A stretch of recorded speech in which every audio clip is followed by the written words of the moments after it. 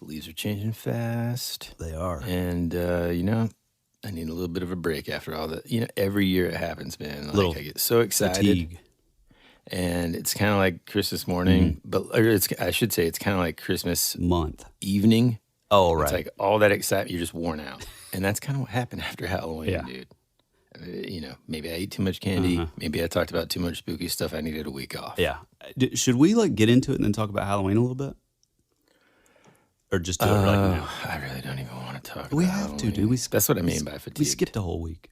Okay, hit the button.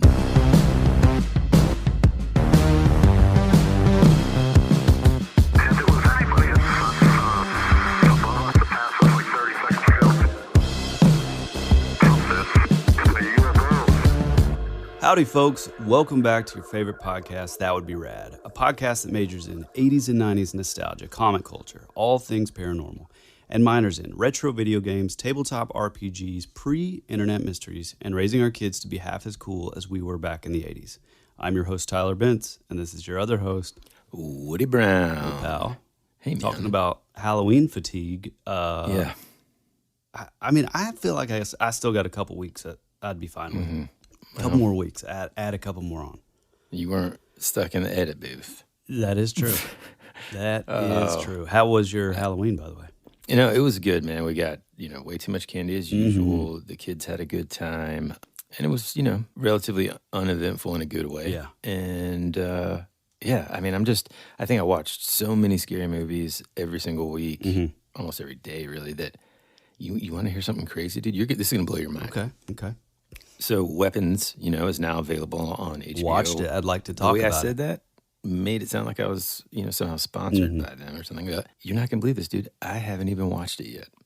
Why? Now, let me clarify for folks. Maybe this is their first episode ever. Yeah. Of course, I saw it in theaters on IMAX. Was amazed by it. Been begging Tyler to watch it. I missed it. Yeah. Anyway, I don't know, man. I'm not in the mood for it. And it was one of my favorite movies of the year. You know? Yeah. Our Halloween was a little uneventful too. I felt like October just flew by, and then for some odd reason, the town that we live in, it's like a big football town. Again, for our first time listeners, Woody and I live in the South. Fall Fridays are kind of a big deal for football and or high school football, especially where I live, my town. But yeah, every town. Yeah, but my town. No, my town's even bigger, my better, town. Stronger, faster. No, for some reason they kept the game. So usually our neighborhood is just packed, and I felt like it was cut in half. It's kind of a bummer. Well, high school kids, trust me, because I know from experience, they don't really care about Halloween as much as you'd think they do, because in ninth grade I dressed up, nobody else did. Yeah, the crow, bro.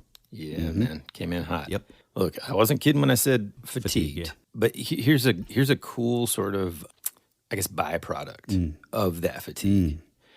And that is in sort of reorganizing my VHS shelves and also just slowly beginning to get ready for moving my office area in the house reluctantly, but also it's a necessity. I rediscovered some old movies, and in doing so, I thought of a cool thing that I wanted to do today. I kind of stumbled across this idea while I was trying to find something else to watch, something non-horror, and I came up with this idea. I thought, as I was reading some of the synopses for these movies, some of them I had seen before, some of them I had not, I thought, man, it would be kind of cool if, basically, here's what I'm going to do today.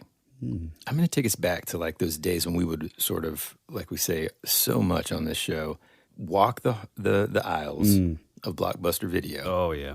Or your smaller local video store. I was going to say, I only had Blockbuster when I would go visit my dad in Athens. Yeah, okay. But before, it was always just this tiny mom and pop. Not us, man. I lived in a real place. And I'm just kidding. I like those mom and pops. Our friend Luke's parents had one. Dude, I was going to say, actually, I would have had to be little, but it wasn't where it is now. But the satellite store used to be further in that shopping center. Yeah, that was where I went. There was a time too where you could rent movies not just from a local mom and pop store, but also in Ingles or at a gas That station. was later, though. I mean, that's just wild that you could rent movies from a gas station. Like, I'm never coming back there. Right. You know? Yeah. I'm keeping this copy. Yeah. Anyway, those times when all you had to basically judge an unknown movie by, there's no such thing as Google. You couldn't go onto IMDb and see what this movie was about. You had to pick up that tape and then read what was on the VHS cover. And usually the draw, which is so weird, just sort of the culture that we're in now, it's just so different. But I mean, back in the day, you would rent movies specifically by like the painting or the photo or just the cover. Or that little blurb or a tagline even, you know? Yeah. And so I thought, okay, some of them are just so ridiculous. Like, as I was looking at these, of course, like you said, they're written in a way to kind of draw you in, to make you make that decision, to take it to the front desk and rent it, you know? Yeah. And so sometimes they're just wild, they're outlandish, but sometimes they're just so extreme that I started thinking, like, can you, if I was going to read a synopsis to you, and not even tell you what the movie was, would you, and the listeners, be able to tell whether it was real or fake? Oh, gosh. So that's what we're going to do today. Now, I will say this. There's not going to be any judgment because some of them, I don't know. I went pretty obscure here. So you shouldn't be worried, I don't think, about not knowing actually, because you may have seen one or two. I had actually only seen one or two before I started like kind of watching these movies. So you might not recognize them, but that's okay. So some of them are going to be real. Some of them are going to be fake. And humorously, you get to decide whether you think it's real or fake. Whoa. Man, I'm so nervous. Oh, you shouldn't be nervous, man. It's going to be fun. I feel like usually with this show, like, you know, I have like on a lot of these weird... An upper hand. A little bit of an upper hand. Just a judgment.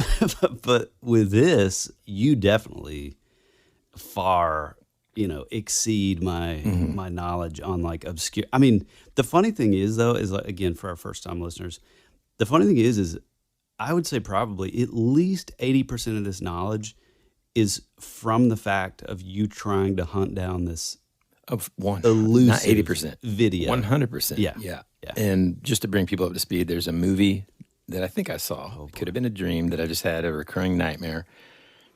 And I had this dream, and I don't want to go over it again. Just go into it. Just say it. Well, okay. There's a scene, specifically two, really, that I think of when I think of this movie. First one is, in some context, I don't know if it's a hospital, a laboratory, something, I don't know if it's some sort of body snatcher, body double type doppelganger thing, but there's like a body that is like sort of in between going from like, you know, like it's basically a bloody sort of body that is just like the muscles on the body. All the skin. As if it's like, it hasn't been formed yet, basically. It's in transformation. Yeah. This isn't Hellraiser. There's so many others. Not Nightbreed. Yeah, The Melting Man. There's just like all kinds. Yeah. Trust me, I've watched so many. But yes, Tyler's right. In search of this movie, that's why I end up watching these crazy ones. And the other scene is at the very end. I think it's the end. This guy and a girl. I don't know if she's older. I don't know if they're boyfriend and girlfriend. No idea. Are sort of finally escaping from this facility. I thought you said it was a mom and the son. I think it might be a mom and a son. It might be a guy and his girlfriend. I have no clue. Very different stories. Yeah. In very different website. Yeah, They're driving away, in a car. They think they're, free. It's kind of like a tense moment. And then this sort of, again, skinless, not completely formed human sort of just like lands on the hood of the car and rolls off, and they're like, and they tear out of there, and that's all I remember. See, that to me, that sounds very familiar. Yeah. And I cannot, I've tried every way possible. I've typed it into every search engine you can imagine, cannot find this. See, I feel like that part you may be pulling from like some other movie. And like, I mean, maybe. And like sort of like, skinning it, if you will, no pun intended, but like into like because that sounds like super familiar. It's like I can like just sort of, it's on like the tip of, my mind or whatever. And I think probably people that have heard us talk about this are just, I mean, it's just They're over it. exhausting, right? Yeah. And, that said, there's still people that send suggestions. I think Dustin from Wizards texted me the other day. He's like, hey, was it this movie? It wasn't, but it's really close. And then some of our listeners have messaged us and said, what if this was just like your repressed memories of a past life? And I'm thinking, oh God, Well, I hope not. So the funny thing is then Woody asked his mom, and didn't she say she thinks it was like One time she said, oh, that does sound familiar. The next time, like 6 months later, she's like, I don't know what you're talking about. No, but not reliable. yeah, the unreliable narrator for sure. No, the funny thing and the part that kind of makes it even more sort of elusive is the fact that, again, this is just for our first-time listeners. Okay. Woody lived in Indonesia. He had a butler. He had a cook. No, I didn't have a butler. Soldiers that worked for his estate. Making it up. No, but he did live there, and there was, like what we were talking about, these video stores back in the day. He had a guy that would show up with a bag full of videos. Yeah, it was like a briefcase. That's amazing. You know, like those hard briefcases, Oh, yeah. And he would just like show up, and everything was Betamax over there. And so you could fit more tapes in that thing. He would just ring your doorbell, and you're like, what? Who's here? The tape guy. And it's the video man is what we call them. Yeah, so who knows? I mean, do you think that it could have been like a foreign I feel like film? it could have been during that era. I really do. But would you have Or watched it if it slightly was before like that. Indonesian we or didn't Asian? know, dude. We didn't know what we were renting. At Blockbuster, at least we had the luxury of seeing like a picture. Yeah, right. Most of the time, we just went on like a title. Oh, I Sometimes there would be like a crappy sort of photocopied, Yeah, pirated yeah. version of a crappy movie poster. Yeah, And we would just go with it. just like shoved in the front, like just from like an Oh, yeah, inkjet dude. printer or something. Yep. Yeah. Yeah. Wow, So anyway, man. yeah, I don't know. But all that being said, that's kind of what led me down this path. Yeah. In addition to just being sort of scary movie fatigued. And so today, I'm going to call this, I think I'm going to call this like the Blockbuster video files. I love it. Okay. So look. yeah. Okay. I didn't say anything. I was. Yeah, that's great. But you did. Big fan. But you did. We are going to talk about, even though you have fatigue, we are going to talk about weapons probably in our Patreon. Okay. Okay. All right. So we're going to start off pretty strong here, man. All right. Let me read you this first one. Should I do it in a movie voice? I'm not sure. All right.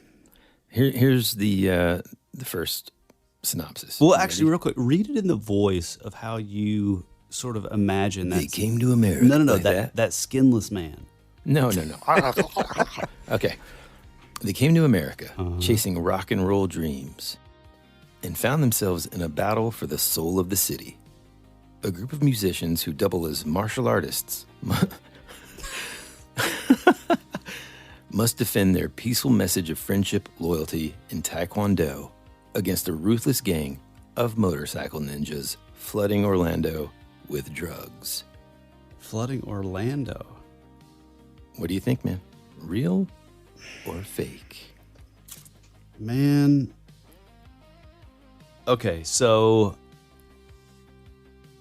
I forgot to give you the era that we're so this is going to be basically Is it- movies between 1980 and 1994-ish, maybe 93.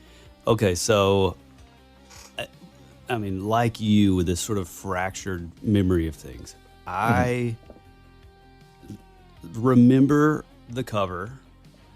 Okay. And I think, don't tell me if it is yet. And I think Okay. the title was American Pop. I think it was an anime or like some sort of foreign like animated film. But I remember there was like a rock and roll dude. I think he has like a guitar and he's like holding his hand up. That's like the first thing that I thought of. And if it's not that, then man, I have no idea. But that's my Okay. guess. All right. So good news, bad news. Oh boy. We'll start with the bad news. Okay. Number one, your answer is incorrect. Oh. Your guess, I should say, about what it is. Okay. Now, but you were correct in the fact that it is actually real. Let me read that synopsis again because Well, real quick, is it animated or is it no, real movie? Okay. No. Okay. Yeah. And I'll go ahead and, well, Well, I guess you I'm can't. not going to give you that hint. You can't tell me that on. Let me reread this synopsis, man, because then I think you're going to be able to soak in just how ridiculous, now that you know that it's real. I just like the Orlando part. Dude, they came to America chasing rock and roll dreams and found themselves in a battle for the soul of the city. A group of musicians who double as martial artists must defend their peaceful message of friendship, loyalty, and taekwondo against a ruthless gang of motorcycle ninjas that are flooding Orlando with drugs. Now, what I'm talking about here Gotta be foreign. is a movie, a masterpiece, I should say, called Miami Connection. I have no idea what this is. I'll send you, or I'll show you a picture of the cover. Actually, look it up, okay? It's amazing while I'm talking. And so Miami Connection is kind of like if Karate Kid, Footloose, and Cobra Kai all got tossed into a blender with like zero budget. Yeah. And there you have it. And it was written, directed, and funded by this guy named YK Kim, who, funny enough, was an actual Taekwondo master who owned a bunch of dojos in Florida. And he basically just had this, I mean, and this is such an 80s idea. Yeah. Why not make a movie about martial arts and friendship? And that's why the Orlando thing, he was just there. Yeah, exactly. Dude, this cover looks awesome. Right? And horrible. Yes, exactly. Now, I love the idea. You love the idea. We love the idea now. But back in the day when this movie came out in 1987, the world didn't really necessarily agree that it was a good idea. So the movie completely bombed when it came out. And I mean, like bad reviews. Apparently, like the theaters were just empty. He ended up like mortgaging everything and disappeared for almost 20 years. Now, then fast forward into the early 2010s, and this programmer at a place called the Alamo Draft House finds a random 35 millimeter print in a warehouse and decides to screen it as like as a joke, And dude, blows up. People go nuts, man. Yes. Standing ovations, sold out midnight screenings. Oh, I love it. Like, it's one of the biggest cult classics of all time now because of that. And because I think it's like, just like so much of the stuff that we love now. Yeah. When you remove yourself from the time period, but I got to tell you, even as kids, I imagine that we would have loved it. But, 7. And you've got musicians, you got taekwondo. I mean, everything about martial arts in the 80s was just like cool and like relatable. Yeah. And, you just wanted to do it. Every kid wanted to do karate. It kind of reminds me of, we both watched this, I think last year. Maybe it's the second, is it, it's not Sleepaway Camp. It's the Slumber Party Massacre. Is it part 2? The one where there's like a rock and roll guy that kills people with his guitar. Yeah, it's like, it was that like sort of era of like, oh man, this is, hair metal's big. We gotta put that in there. Yeah, for sure. That's so funny.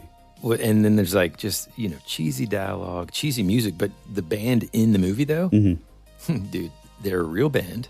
Okay, they recorded a real album. Check out their name. The name of the band is Dragon Sound.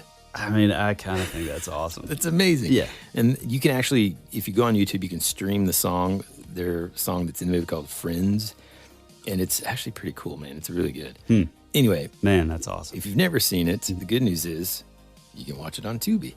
Dude, Tubi it's just a gold mine. Pretty awesome. Yeah. I'll go ahead and tell you all the movies that we talk about today that end up being real, you can pretty much find on Tubi. There's one that I think you have to stream on like Plex or one of those other free sort of B-movie streaming services. Speaking of this, I think I'm going to try to find this American Pop movie and see if I can watch. Okay, but I'll have you pay attention. All right, so if you've never seen it now. Okay, if you've never seen this movie, and you're in the mood for something like fun and cheesy, a world where every problem can be solved with synchronized high kicks and the power of friendship. This, it's before we go any further, too. Listeners, Tyler, yourself included, don't ask me, does it hold up? Because these movies are awful, but that's what makes them amazing. Right. And it's everything that made that VHS era, hit the mic, everything that made that VHS era just perfect, Well, and also, it really is sort of like the perfect like type of, I mean, I haven't seen it, but the perfect type of movie that's like super cheesy But if I could imagine like being at like Alamo Draft House, like being with a group of people, and it's like you're there to like, oh, dude, so much fun. it would be man. awesome. Yeah. Yeah. In fact, I think what we should do is we should do like an outdoor movie night where we play something like this. Oh yeah, that'd be awesome. And just screen a bunch of these old movies. Okay. God, I still just love that it's Orlando. You bet. And they're running drugs, bro. Those motorcycle ninjas, man, you have to watch out for them. Yeah, I like the fact too that like, you know, I'm thinking like, oh, they're using the term like ninjas kind of like loosely. No, they're just straight up ninjas on motorcycles. Yeah, oh yeah. Like it's like this guy was like, okay, yeah, we could have ninjas. How do we take it to the next level? I got it. Motorcycle ninjas. Yeah. That's amazing. We want like a savior rock band, but what we should do, let them be taekwondo masters. Oh, of course. I mean, it's the most 80s thing ever. Okay. Let's see what you think about this one. Okay. Deep in the wilderness, an elite squad of mercenaries hunts for sport. Their prey? Random people abducted off the street and dumped in the forest to be trained and then killed for fun. But when they accidentally kidnap the wrong guy, the hunters become the hunted. I mean, it definitely sounds like I mean, it's kind of the most dangerous game sort of trope. I mean, there's a modern movie that came out. I think it's called The Hunt. Yeah. Not too long ago. It's similar. Yeah. That was like a girl, and I just remember there was like a scene, like a gas station scene or something. Yeah, that was pretty cool. Yeah, that's actually really the good. first thing I was thinking of. Yeah. So what do you think? I mean, I think it's real. Okay, well, you got two in a row here, man. It is real. Okay. And the movie is called Deadly Prey. And it came out in 1987. Deadly and dude, Prey. It is glorious. All right. Imagine sort of like that Rambo First Blood vibe. Yeah. But if it was filmed by your uncle with a camcorder he bought at Sears. Uh-oh. Okay. This guy named David Pryor wrote it, directed it, and he cast his brother, Ted Pryor, as the main guy. Now, Ted Pryor, The blonde guy. I think you would I think you would recognize him if you look it up. Okay. Dude, look at that. Dude, I mean, logo you see what I'm saying? with the red grenade. Mm-hmm. I'm a big fan of this. Although I don't think I recognize this movie though. Actually, I don't know if you would recognize the main guy.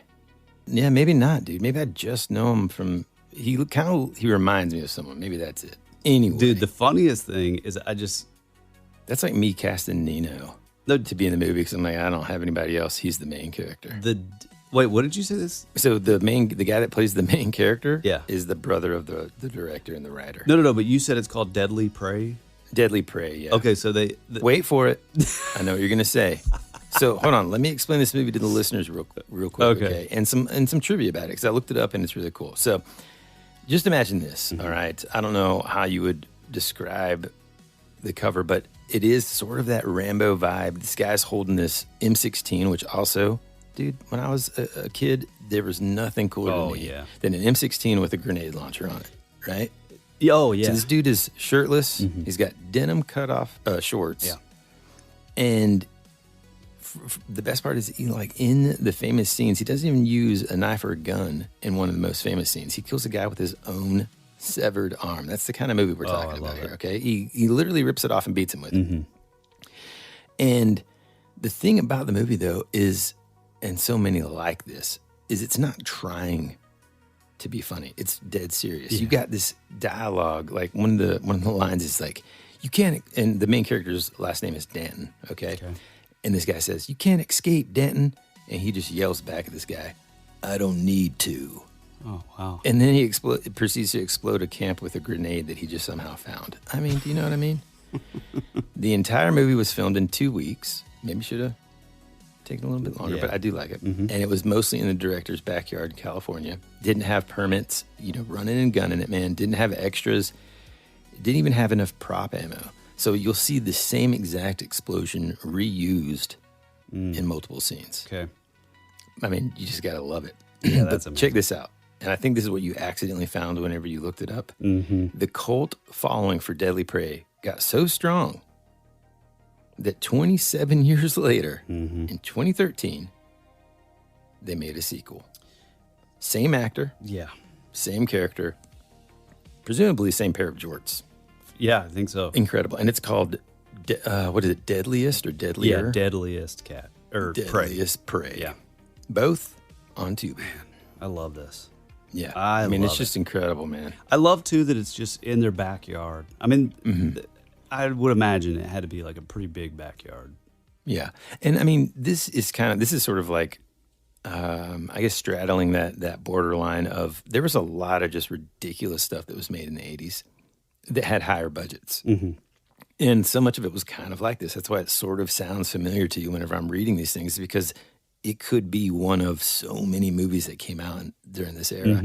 So in a way, it's kind of cool that there were these low budget, high octane sort of action movies that existed for people that just, wanted to put something in their VCR and be entertained on a Friday night, Yeah, and it is weird because, like, I still am of the belief that, like, the cream rises to the top as far as, like, when I think of, movies as a kid, like, I mean, we, like, if I went to my dad's house, we were renting, like, 2 or 3 movies every other weekend there for a while. And, I'm sure that, like, most of them were these crappy ones, but for some reason, and I mean, I say that with affection, but, like, when I think of, like, the movies I was obsessed with, it was Commando, Rambo, American Ninja, like, those, like, bigger movies. And it's hard to, like, I don't know, it's hard to remember, although there were a few. Like, I remember, like, The Wraith was, like, one of my all-time favorites. Yep. And a few of those other, like, I think, is it Blind Justice was another good one? And those were all, like, pretty low budget, so. Yeah, but and I say they're awesome. I made my wife watch The Wraith not too long ago, and she's like, this is the just most ridiculous movie I've ever seen. I'm like, really?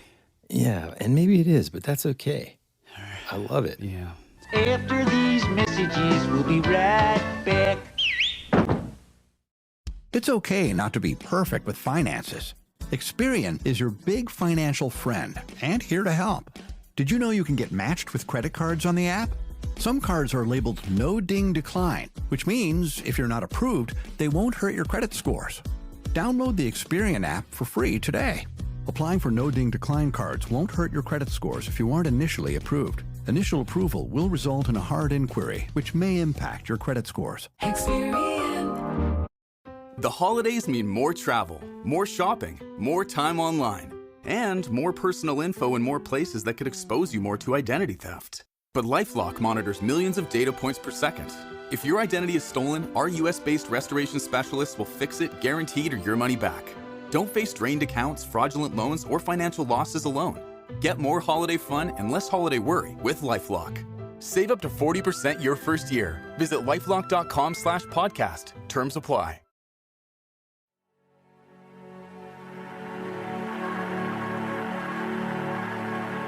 It's a pretty cool place if you're a Martian. Or a vampire. You think you really know what's happening around here, don't you? Is anyone out there? We're fighters for truth, justice, and the American way. Hey, this is Woody. And this is Tyler, and you're listening to That Would Be Rad. And now, back to our show.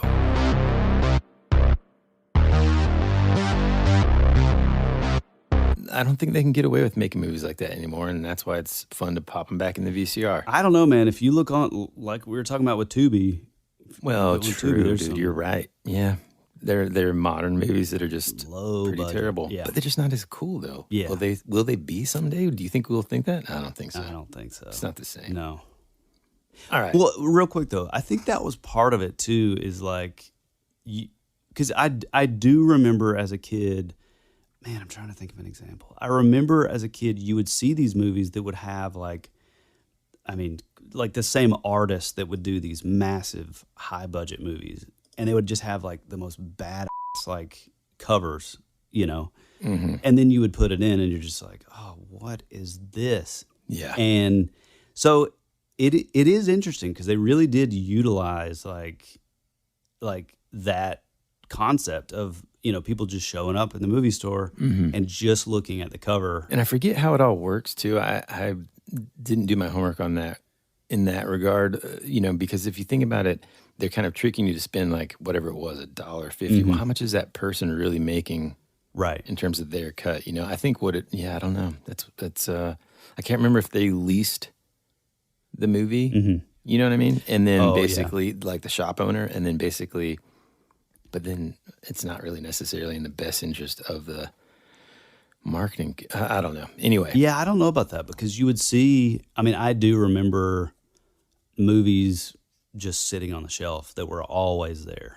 Yeah. It's like they didn't like cycle through, movies like. Some of them that were really good, just no kids wanted to watch them. Quickly Down Under. I Spit on Your Grave. God. Yeah, that one scared me. I remember that cover. Yeah. Let's see if you got this one. Okay. The year is 2044. The law has gone digital. Inside a high-tech virtual prison, justice is streamed to the highest bidder until one rogue officer hacks his way in to rescue his brother's consciousness. But the deeper he goes, the more he realizes the system's most dangerous inmate isn't human. Okay. Let me preface by saying I think that sounds amazing. With saying that, Okay. I think it is a little too sophisticated. Okay. And like cool, like something that you would kind of have in a more modern film, if you will. I'll give you, it's 1991. Well, you're giving me so does that mean it's... I'm just giving you a date. I don't think this one is real, because I think it's like too good. Okay. I'll take that as a compliment because it is fake. Yes. Okay. But I do wish it wasn't. I mean, it sounds awesome. But it does kind of feel like something that should exist. Maybe not in 91. I probably should have made it like 95. It reminds me of, especially, I don't know why, but in my mind, I was thinking of, we've talked about this movie too. I haven't seen it in, at least 20 years. The Cell. But The Cell. Dude. Exactly. It's so funny you just brought up The Cell. I've been looking for this movie. I swear it's not available on purpose, dude. I think it's just too... You can't find it anywhere. Wild. You can't find it anywhere. It's not on any of like the streaming ones. But it's so funny you brought this up, because I was just looking for it the other day, because to me that movie was so disturbing. Like just the visuals are just like genius. I think the director was like I think he was like a music video guy. Yeah. But it has Vince Vaughn, Jennifer Lopez. You can rent it apparently, but it's not free streaming. I mean, yeah. I just remember this was also an era. Oh man, I didn't see what year it came out. It would have been like 98, 97. 2000 actually. Weird. 2000. Huh. That seems wrong. But anyways, around that age is when I would just, we would just go to the movies all the time. Doesn't matter. Yeah. If they have a actor or actress that we know, we're gonna go watch it. Yeah, that movie blew me away. I remember coming out of the theater just being like, "Holy cow!" I'd never seen visuals like that. Yeah, but also like feeling like, should I go to church right now, or like what? The dude, the bad, he's like a serial killer or whatever. He's the guy that played, Vincent D'Onofrio. He's Wait, is that the right greatest? Name? Yeah, Kingpin basically from Daredevil. Man, he is so good. Yeah, dude, he's awesome. And it has like, I don't know, like there's something about the visuals that remind me of like the first time that I saw True Detective. It was like everything that they were talking about, like I think this was even before I knew about like the King in Yellow, that kind of stuff. But it's like my mind immediately went back to, the scene where he's like, he has like a crown on, he's like a king, and he's like sort of dancing around like a jester, but he has like these like shark teeth almost. Like it was just. I don't, dude. I've got to watch it because I don't remember it well enough at all. It was amazing. I wonder if we would think that now, or would we just be like, what the heck did we just watch, man? Well, it's weird because I think the guy only did. I think I looked this up a few years ago.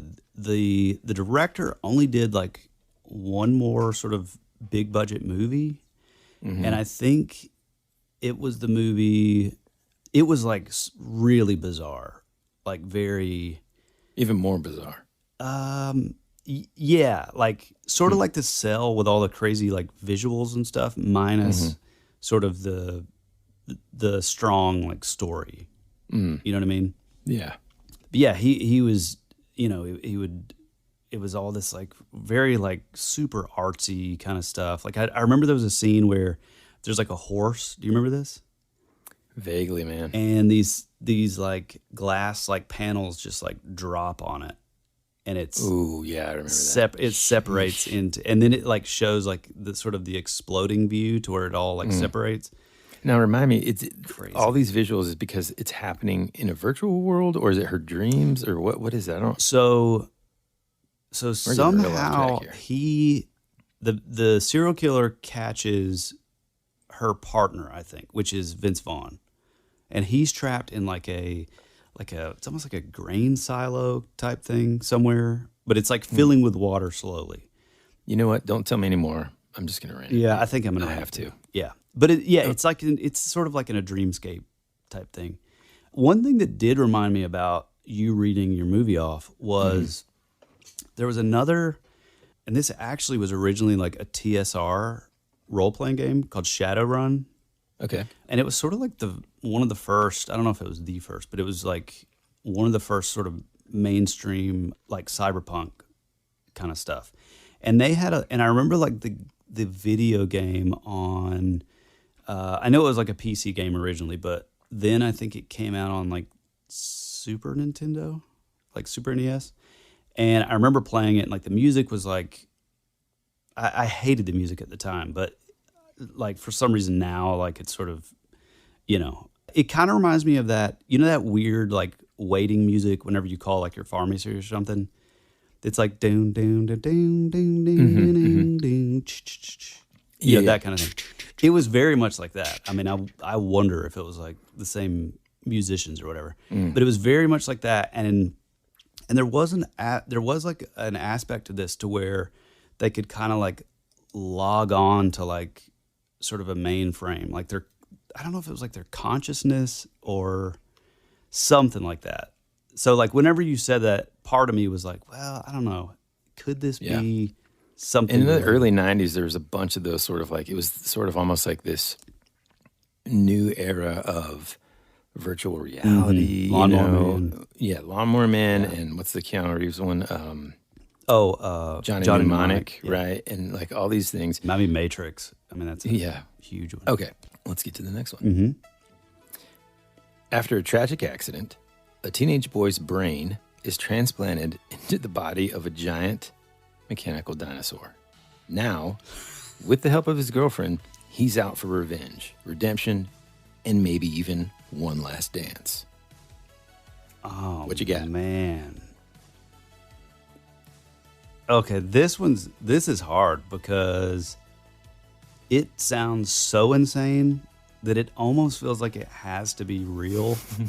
What a thing for us to kind of comment on the 80s and 90s. Yeah. It's just so bizarre that it has to be real. Yeah, I'm gonna go. I think it's real. I'm gonna go with real.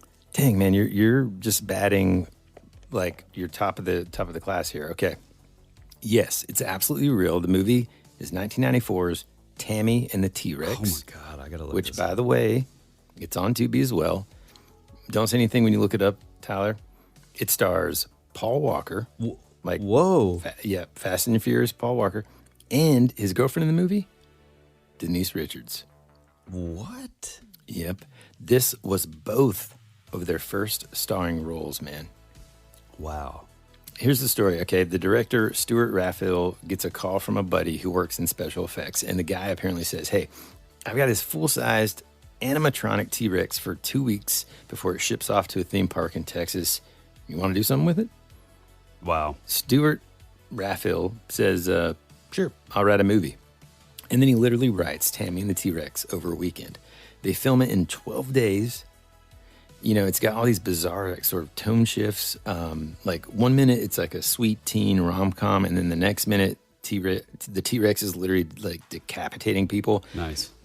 It was shot sort of as this lighthearted family adventure, but then after it flopped in test screenings, apparently they kind of did a recut the whole thing and added more gore and bad language. Yeah. And marketed it as an R-rated horror comedy. Yeah, I'm looking at this. It was, for a wider, before the full gore version. Mm-hmm. Wow. Yeah. And so the Tubi version, I think, is the PG-13 version. Still bizarre. If you think about it conceptually, it's like, okay, Paul Walker is now embodying this mechanical T-Rex. Mm-hmm. He's biting people in half, and he's still trying to make out with Denise Richards. It's just weird. And, there's a scene where, like, the T-Rex, it's hilarious, uses a payphone with his tiny robot arm. Oh, I love it. And I don't want to spoil the ending necessarily, just because it's just one of those things that's just so weird. I mean, it's not, Sleepaway Camp weird, but it's just, it's hilarious. So I can't believe it came out in 94, though. It seems like a 1989 idea. Well, so the thing that I'm thinking about, though, is the original Jurassic Park was 93. Yeah. So it's clear that they, could kind of capitalize on the dinosaur fever. Yeah, that's amazing, though. Nowadays, it's pretty cool. Like Vinegar Syndrome restored a 4K version of it, and it's now become one of those cult films where people dress up for midnight screenings, like people in dinosaur suits and all that. So pretty cool. That's awesome. It's, again, one of those movies that if I would have let off with, did you know that Denise Richards and Paul, this seems like something fake that would have been a Mandela effect. Oh, right. Do you know what I mean? Like, oh yeah, there's this movie from the 90s where Paul Walker and Denise Richards are in, and he basically turns into a mechanical T-Rex. Yeah. I mean, it's just... It had to be like their first movies, though, right? Yeah, it was. Yeah. Yeah. Wow. Might not have been paying attention when I said that, but I totally did not. It was their first role. Thanks for showing up today. I was too busy looking at these just insane photos. Yeah. It's wild. Again, watch it on Tubi. Yeah, I'm doing that today. We will return after these messages.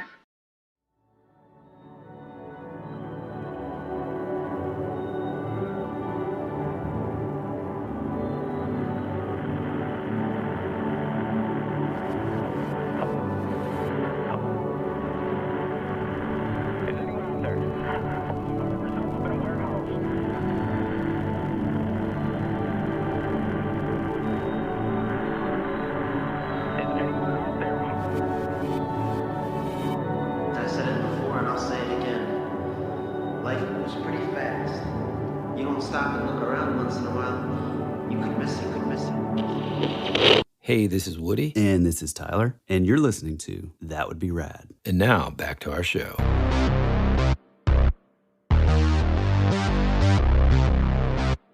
Okay, so we've done the ninjas. We've got jorts on the list. We've got a killer dinosaur, a fake cyber movie, cybersecurity or whatever movie. By the way, I got to say, looking at the screenshots... She's never looked hotter. She is very attractive. She's never looked hotter. Very attractive. But gotta say, man, the dinosaur looks kind of amazing. Right? Yeah. Mm-hmm. Yeah. Huh. And I mean, now you really want to go watch this movie, don't you? I definitely do. Mainly because of Denise Richards. Well, I mean, look at the cover too. Like, I would have picked that up, dude, for sure. Oh yeah. Yeah. Might even, if that's the same cover that they use for the rated R version, might have even been able to skirt that past the parents. Maybe. You're like, it's just like another Jurassic Park. No, it's good, man. It's it's dinosaurs. I think I'm gonna watch this one in my room. Mom. Okay. This next one feels a little bit different. It's not over the top. It's sort of quiet, and this would be found in the mystery thriller section of Blockbuster. On a stretch of a forgotten highway, a long-haul trucker picks up a hitchhiker standing alone beneath a broken neon sign. As they roll deeper in the desert, the radio starts picking up whispers instead of songs, and the stranger begins to know things about the driver's past no one else could. By sunrise, the trucker will learn the road remembers more than he does. Man, this is pretty hard because it seems a little like. Do I have a date or no? Late 80s. Late 80s. Yeah, I think it's a little too like cerebral to be real. I didn't do a good job. I did not do a good job writing the fake ones. I made them too real. No. You did a great job. But if you would have said this was like 2000s, I would say yeah, definitely. But well, we're not doing 2000s. No. So, I know. But I'm saying like if it would have been like newer, like you know the more sort of art house kind of stuff, abstract. Yeah. I would have been like, oh, that's definitely a movie. This totally feels like one. Yeah, it's definitely fake. Yeah. But the reason why it kind of rings, I guess, a familiar bell here is because, you know, back then, dude, between, let's say, 83 to 89, you had a bunch of these sort of low-budget horror mysteries that had to do with, like, the road, you know? Oh, It seems like they're all set in Arizona or New Mexico. You've got The Hitcher with Rutger Hauer. You've got road games. The Wraith, for example, I mean, even. You also had, oh God, what is it called? Maximum Overdrive. Oh, dude, I love that movie. Yeah, so like there was this theme that sort of happened. There's, you know, sometimes there's ghosts involved, sometimes there's not. There's this weird sort of paranormal twist to some of these, and you know, just being out on that lonely highway. The radio sort of paranormal part is the thing that kind of tipped me off to being like, I don't think it's real. It kind of reminded me of, and this is more of like a feeling thing, not necessarily like the synopsis, but one of my all-time favorite movies, and if you haven't seen this movie, listeners, go do it today because it is one of the best horror movies of all time that like barely anybody knows about, and that is Robert Downey Jr. In Dreams. Oh man, yes, dude. We talked about this movie when we did The Lady in the Lake. Yeah. And I don't think I had seen it when we talked about it so long, and then I rewatched it. It is so good, man. Yeah, it's like when he was kind of making his, you know, before Iron Man, before it was the in between. Kiss Bang Bang was kind of the thing that put him back. I think it was the movie. One or two movies before that. So he's getting his life cleaned up again. But it is such a brilliant movie. But something about your synopsis kind of reminds me of that. Like kind of like how he sort of just knew things about the mom, you know. It also kind of reminds me of, and what's weird is I feel like I've seen this movie like 10 times and I still couldn't tell you what it's about. But it's David Lynch's Lost Highway. Yeah. You know, the guy, like the weird guy. One of the scariest scenes of all time when what does he do? Oh yeah. He walks up to the main character and has him like call his own house, and he's in his house even though he's standing in front of him. Yeah. Like it's really bizarre. But there's that like weird kind of like they know all these things that they couldn't know about them kind of thing. Yeah, which for sure is it's really cool. Yeah, definitely fake. But if it were newer, I would have missed that. Yeah. Okay, on to the next one. On to the next. So we're gonna leave the ghost towns behind a little bit and head straight into. Well, let me just read the synopsis. Okay. A renegade cop goes deep undercover inside a violent biker brotherhood. Their loyalty is blood. Their law is chaos, and their next target could bring the government to its knees. When justice and vengeance collide, one man rides the line between them. Full throttle. What do you think? I mean, let me say this. If it is fake, there is 100% chance that there is an actual movie called Full Throttle, but I'm gonna go. Full Throttle is just part of the. Like that's not the title. I guarantee there's a Full Throttle movie. I'm gonna say, I think it's real. Okay, dang it, man, you're doing good. All right, it is real. This is 1991's movie called Stone Cold. Oh, wait a minute, I've seen this. Yeah, it stars none other than Brian the Boz Bosworth, the former NFL linebacker, in his acting debut. And it's everything the 90s promised, man. You know, it's, okay, here, the plot is he's this tough as nails Alabama cop who gets suspended for being too violent. Oh, yeah. Okay? Got to. Of course, dude. So now he's just rogue. I And then totally he gets remember recruited this. Yeah. by the FBI to infiltrate a white supremacist biker gang called the Brotherhood. They're led by a dude named Chains Cooper, okay, played by Lance Henriksen, you know, Bishop from Aliens, who spends the entire film, dude, quoting, you know, literature and wearing snakeskin pants and blowing things up for no reason. Chains Cooper, by the way, most 90s villain name ever. Oh, perfect. Yeah. His name's Chains. Chains. With chains on your legs. Every line sounds like it was written in gasoline and then lit on fire. You know, it's like everybody's got something to say, and it's almost like you want them to just have like a toothpick in their mouth, and they're just, you know what I mean? Yeah, dude. There's just everything. Motor oil is just on every piece of clothing they've got. Check this out, though. His undercover name is John Stone. Oh, man. That's where Stone Cold comes in, okay? Classic, yeah. He rides in on this Harley with like a sawed-off shotgun strapped to his thigh, and it's like Point Break, and one of my all-time favorite movies, Cobra, Oh, yeah, yeah. mixed with like Walker, Texas Ranger. I was going to say, when you said the toothpick in his mouth, that was like a Cobra. The Match, dude. Yeah, yeah. Or the Match. When I was a kid, when I saw Cobra, again, these are movies that I saw way too young. Cobra is far too violent for like a 6-year-old to just be like, man, this is the greatest movie ever. But I just thought he was so cool because he just had, instead of a toothpick in his mouth, he had a dang match. I just thought that was so cool. Which it kind of, I think, I know the kid lights it on his shoe, but I think the kid in Monster Squad, like the badass kid, I think he has a match. He might. He keeps it in his mouth, too. Apparently, the production behind this movie was just wild. They actually shot real stunts with professional bikers in Mississippi. There were, you know, and this is what I love so much about this time, too. Practical explosions, zero CGI. I mean, they're really blowing stuff up back then. Yeah. Brian Bosworth actually insisted on doing most of his own riding. He had several real crashes they kept in the movie because, quote, it looked metal.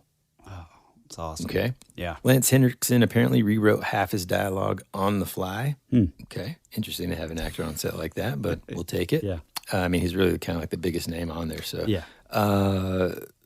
The finale is amazing, dude. It's set inside the Mississippi State Capitol during this like live broadcast of a Senate hearing. I'm going to fast forward to the end here where a helicopter crashes through the dome while the boss rides his bike up the marble steps. Oh, of course. And he wheelies into the Capitol. I mean, dude, it's one of those endings where you just stand up and salute the TV, you know? Oh, that's amazing. It's pure freedom sweat and Aquanet. All right. This is one of those movies. This is the movie, actually, that I mentioned earlier that is not on Tubi, but you can stream it online. I think it's Plex. There's free options available. You should definitely check it out. It's hilariously bad and so 90s. Dude, what's funny is like when you were explaining this, this is a movie that I was thinking of, but there was another movie that came out around this time, not Tango and Cash, but kind of the same vibe where it was like two brothers or like two like partners. But I think in the movie that I'm thinking of, they also like infiltrated like a biker gang kind of thing. Oh, God, dude. I mean, Probably white supremacists. Tango and Cash did that. There's, what's the one, something, the Marlboro Man? Was that it? It was like something and the Marlboro Man. Yeah, I think so. And then there's, every time you say like buddy cop movie, I'm like, is Joe Piscopo in it? Yeah, exactly. You know? Yeah. No, yeah, I can't think of the one that you're talking about specifically because it sounds just like all of these. Harley Davidson and the Marlboro Man. That's it. Yeah. How could we forget that? My gosh, man. Oh man, it's showing that.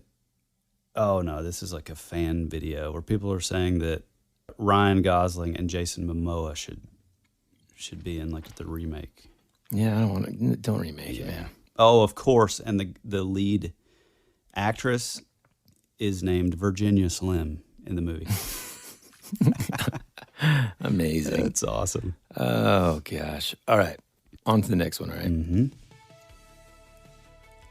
When a deep-sea research station loses contact 36,000 feet below the surface, a rescue team descends into the trench, only to discover the ocean floor isn't as empty as they thought.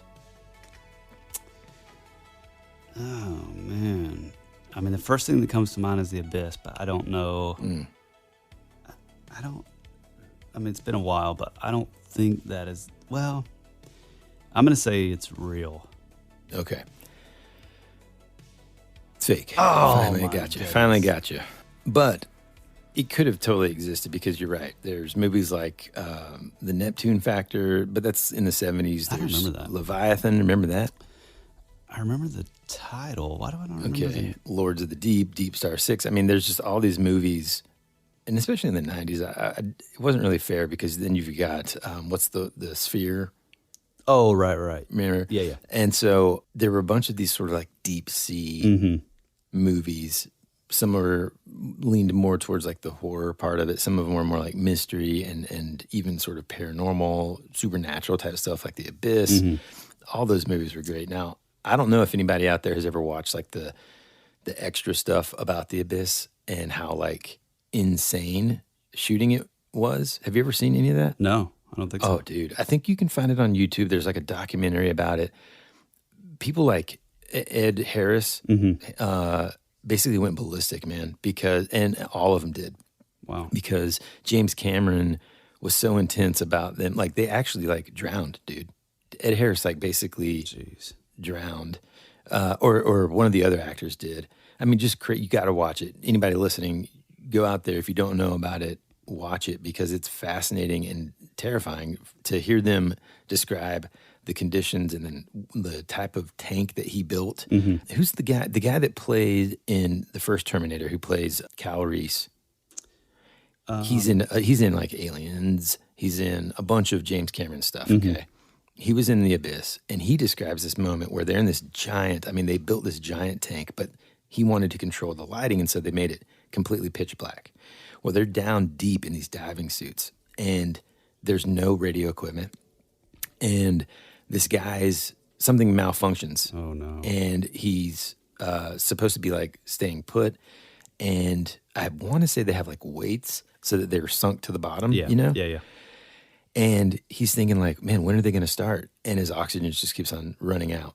Oh. And he's like, what? And he can't see anybody. He doesn't know if anybody's going to rescue him. He doesn't know what's going to happen. And I don't remember exactly how he gets out, but that's the kind of stuff that they were dealing with, man. Jeez. Dude, I think that I mix up Leviathan and The Abyss because Leviathan had the guy that played RoboCop, which, you know, kind of has that Ed Harris kind of.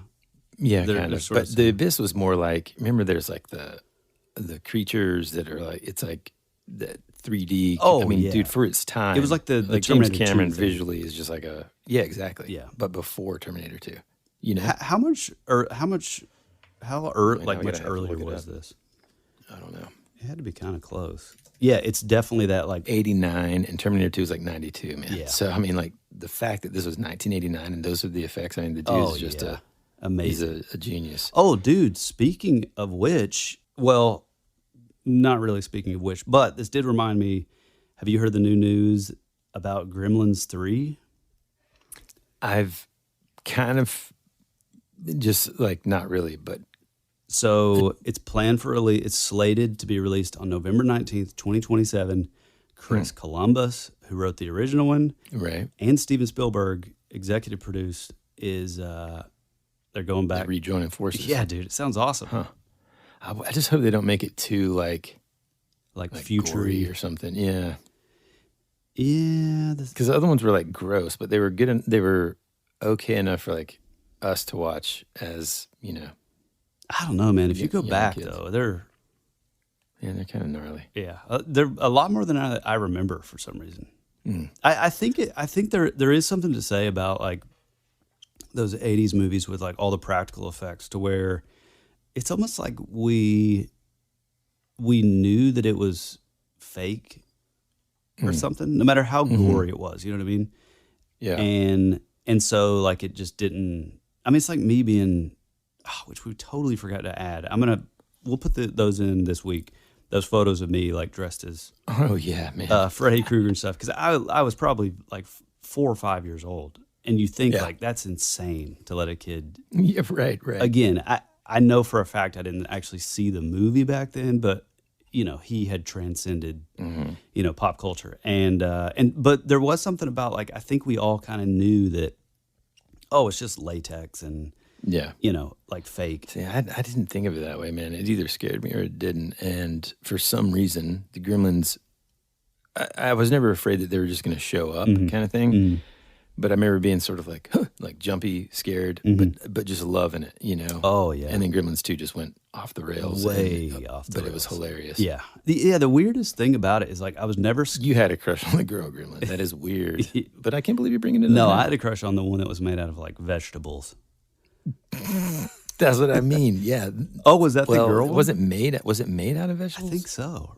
Oh God. Am I making this up? I don't know, but no matter what, I think the facts are the facts, and that is that you at least had a crush on one of them. Yeah, for sure. No, the funny thing is though, is I was never like afraid of it, but even to this day, when I think, and you and I have talked about this probably 100 times over the years, but like, Yeah. there's something that's so like, sort of like subtle and creepy and dark when he's like in the shop in the beginning. And Gizmo's making the little noise, and it's just, I don't know, the scene is just so like, perfect. It is perfect, but like that's my ultimate fantasy to every time I go to New York is to find that shop. For sure, dude. And just be like, what have they got in here? Yeah. You know what I mean? Yeah. Oh, it's just the best, man. And there's just something about, we've said this before too, and I promise we're going to move on to the next one in just a second without just being drenched in nostalgia, but there's something about like 80s and 90s movies that have New York in them that just make me feel just, Oh, yeah. I don't know, man. Yeah. It's just the best. I love it. Yeah, and there was something about like the, I mean, even whenever we were like, when we were in the band days, making our record, out in California, in the middle of Koreatown, like in big cities, your Chinatown, your Koreatown, like, it's like there was something different about that in the 80s because, you think of like Big Trouble in Little China and stuff like that. It's like the idea that you could walk in and find like some kind of like, Mystical. esoteric magic. thing. Yeah. Whereas now it's like, it's just like Temu knockoff. Tchotchkes. Yeah. Although I bet there's still stuff in there. I'm not going to quit looking. Yeah. Okay, is what I'm saying. Can't stop, won't stop. On to the next one. In the wastelands of 2099, gasoline is gold and men are expendable. 3 outlaw sisters, part mercenary, part myth, ride the desert highways taking contracts no one else will. When a warlord named Vex controls the last oil refinery, the Razor Girls roll in with flamethrowers, chrome armor, and a score to settle. They don't need rescuing. They brought their own firepower. Man, this may be the hardest one. I'm gonna say, I mean, it sounds like sort of the inverse of like Waterworld. It sounds a little like Mad Max. I'm gonna say it's real. Okay, well, once again, my friend, you're incorrect. Oh my gosh. Yeah. There are a couple movies like this in the 80s where, females sort of rule the world. Like there's the one I'm thinking of is, and it kind of gave me the idea, is She-Wolves of the Wasteland in 1988. I don't know what that is. There's also one called Angel Fist in the early 90s. So basically there's a bunch on Temu that are so much like this that I just kind of made it up. And, but it's like, whenever I pictured it, I pictured like, oh man, what's her name? The lady that played Red Sonja. Dang. Like I would want a Brigitte Nelson. She was married. I would Was she want married her. to Flavor Flav? I think for a minute. Yeah, man. Of course. I would want her in it. Now she's in Cobra. I would want her in it, and then like who's the lady that was also in Conan? Like that's just like tough Grace as nails. Jones. Is it? I think so, yeah. Yes, you're right. Yeah. Yeah, man. She was There's married something to about David her, Bowie, I think. David Bowie, Yeah. right? Yeah. Like something about her, man, like post-apocalyptic, them two together, that would just be super cool. Also, you know what I mean? having like a young Linda Hamilton Oh, yeah. would have, Yep. like Terminator 2 era would have, she was next level. Something about this reminded me of, do you remember a movie called Solar Babies? Oh man, I remember renting this like 100 times. Holy smokes, man. I vaguely remember this. And dude, that's because I had a huge, gigantic crush on Jamie Gertz, man.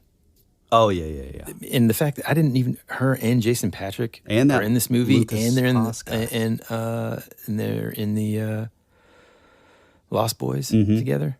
Yeah, Man, yeah. That movie. it's also on Tubi, bro. Oh, is it? Yes, Man, I'm telling you, man. Tubi is like a gold. It is a mine. gold mine. Wow. Yeah, I remember like loving this movie, and all I remember is that it was like there was some kind of orb that was like alive, but then they were kind of like I may be mixing another movie, but I think they were able to like use it as like some sort of like weapon. They were kind of like they would throw it almost like a little like lacrosse sort of. Yeah. Is that right? Let me. I'm gonna get this synopsis since we. Oh yeah, roller hockey like game. Find a mystical alien orb named Bodhi that can create rain. The film follows her escape from the orphanage to protect the orb from the protectorate. Hold on, don't awesome. ruin the plot here. In a sun-scorched post-apocalyptic world, largely bereft of water, a group of youthful orphans, including Jason Patrick and Jamie Gertz, spend their time playing a hard-hitting hockey-like game and defying an authority known as the Protectorate.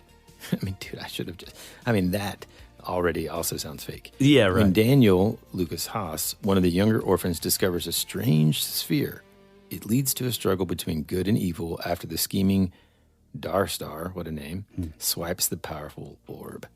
There's a guy from 21 Jump Street in this. What was his name? The main. Peter DeLuise. Oh, yeah, Dom DeLuise's son. Oh, really? No joke. Yeah, The older brother from Heroes, Adrian Pasdar, plays the bad guy. Gotta watch it. Don't remember it at all. It's vaguely familiar, but I must watch this movie. Yeah, that Jason Patrick guy was like such a good-looking dude back in the 80s. He was in. Was he also in? Was he in like Ruskies or Red Dawn? No, What else was he in? he was in Speed 2.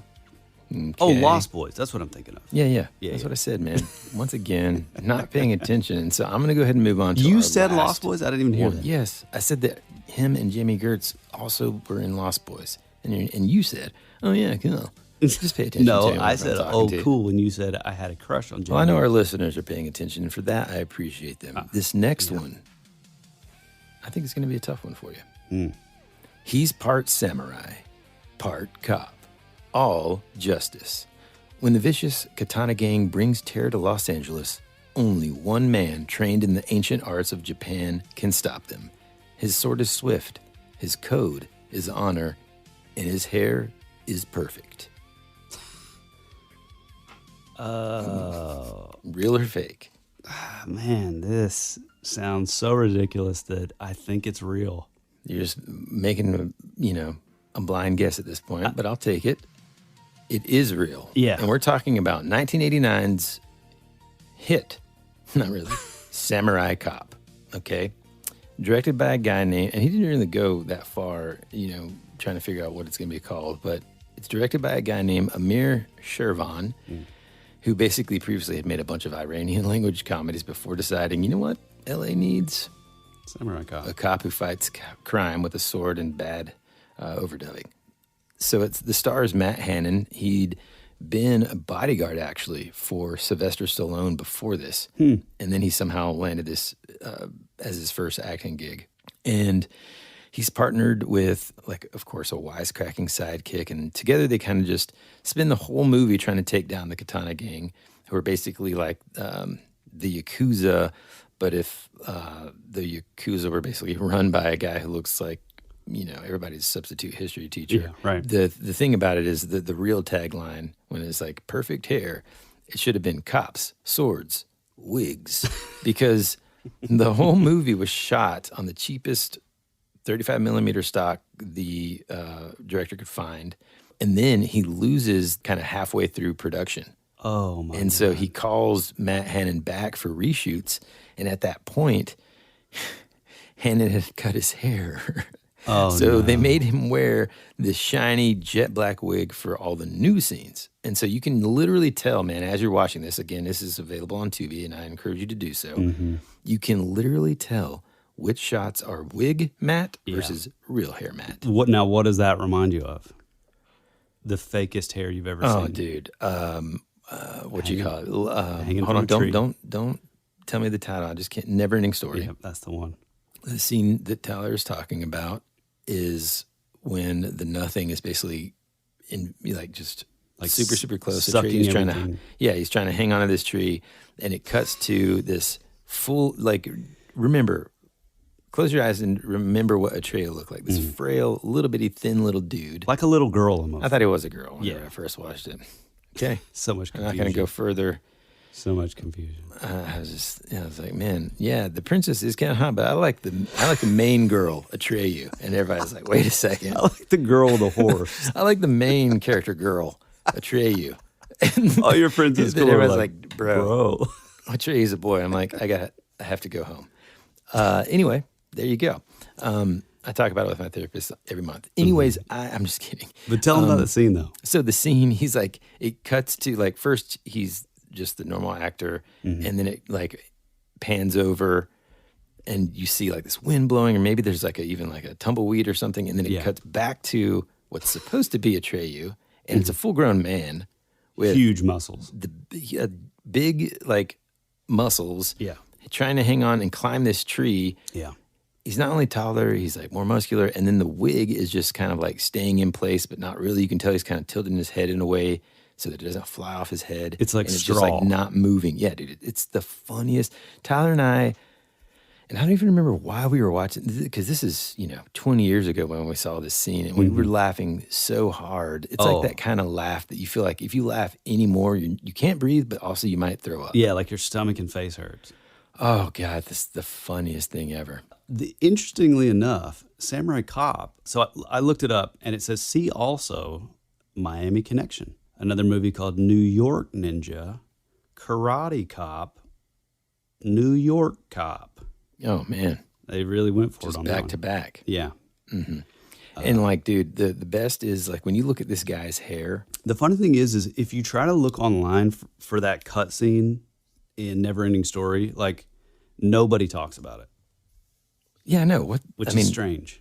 But it's kind of easy to miss if you're not paying attention because it's just it's pretty fast. I think It is fast, yeah. Maybe go back and watch it. And it's 30 seconds of this clown. I mean, it could just be, what if we go back and it's just straight Mandela effect and it's just gone? No, dude, no. Because no, impossible. Check out this guy, man. Now imagine then after that, this is when he had his real hair. And at some point he's going to have the wig. You know what I mean? Gorgeous hair. He does have gorgeous hair. So 80s. Yeah, it's parted like a short haircut, but then just long. Let's see if I can find some images of him in the wig, dude. Because it's also, oh man, hold on, here we go. Nothing to see here, folks. Nothing different. Check out this wig shot. Incredible, bro. Oh my gosh. That is crazy. Mm-hmm. Not even close. Not even close. Dude. Not even close. So it's worth seeing it just for that. Not only that, so that's not the only obstacle that they're up against here, man. Mm-hmm. Also, so again, don't forget, he bought this cheap 35 millimeter film. Yeah. So it's low quality. Mm-hmm. Some of it just got dissolved, got destroyed, messed up. Couldn't do anything about it. Had to call this guy back to reshoot. And then the guy shows up. He's like, "Oh, well, I cut my hair." And the guy's like, "Oh my God, so we'll fix it. Don't worry. We've got a wig." And then that's first. The second part of it is half the movie had to be re-recorded. The audio had to be re-recorded later in a completely different tone. So car chases where nobody's mouth moves for 10 seconds, but you still hear yelling. There's this scene where like the villain Fujiyama gives this long monologue about honor and the samurai way, and Matt Hannon just stares at him like he's trying to remember what movies he's in. You know? Oh, that's awesome. Like, the coolest thing now, and thank God for the internet so that we can see it, because it would be difficult to find.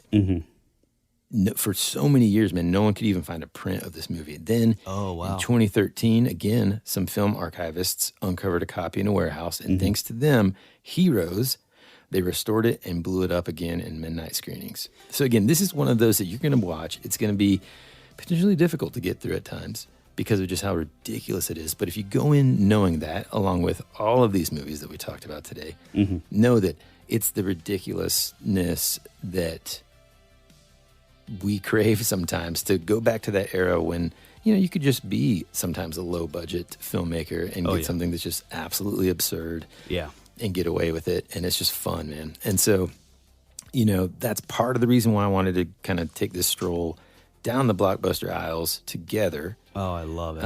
In a fun way to see if it's, you know, real or fake. Now, I think maybe the next time we do this, I might not do real or fake. We might just talk about some obscure movies that maybe people haven't heard of. I don't know. I like the real or fake thing. Yeah, I like it too.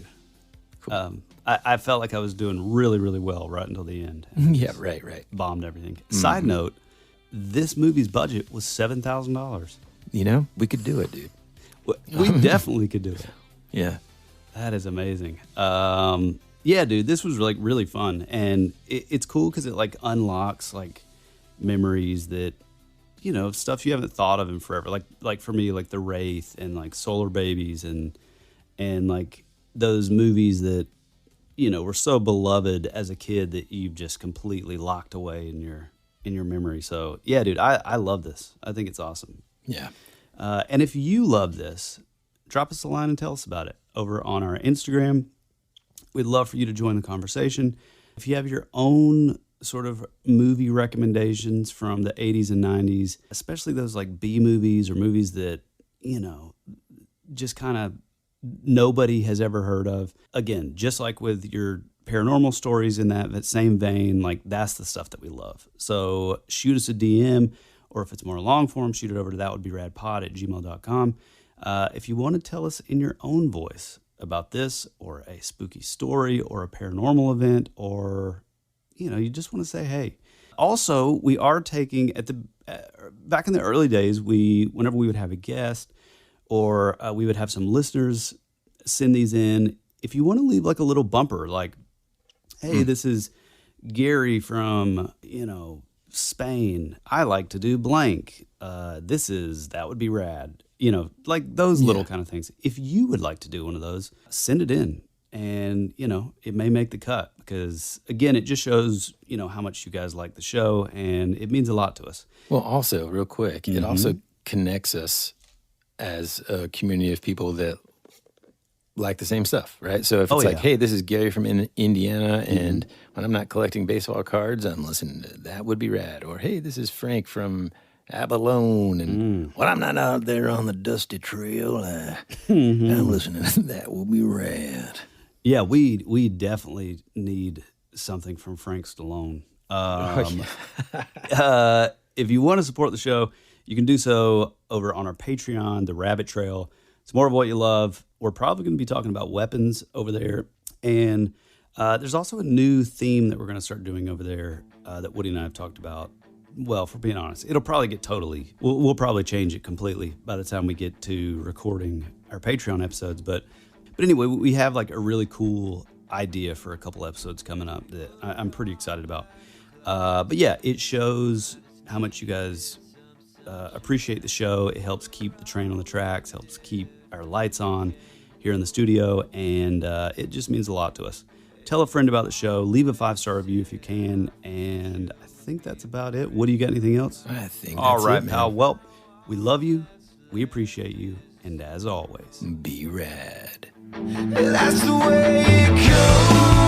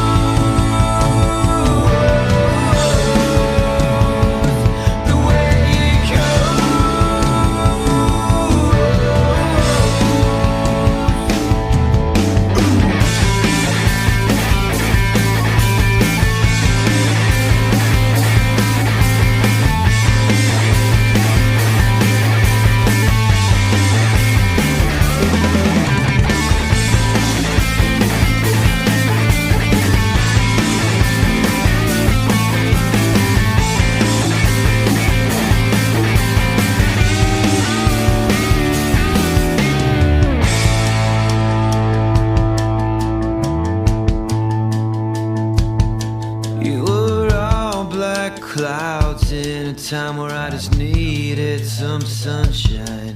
You were already dead, for you became a ghost.